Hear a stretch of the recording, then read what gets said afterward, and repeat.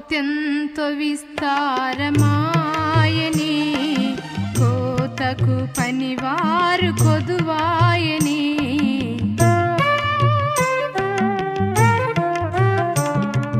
కోతెంతో విస్తారమాయని, కోతకు పనివారు కొదువాయని. ప్రియ యేసు నిధులన్నీ నిలువాయని, ప్రియ యేసు నిధులన్నీ నిలువాయని. ఇది కోతకు సమయం, పనివారి తరుణం, ప్రార్థన చేయుదమా.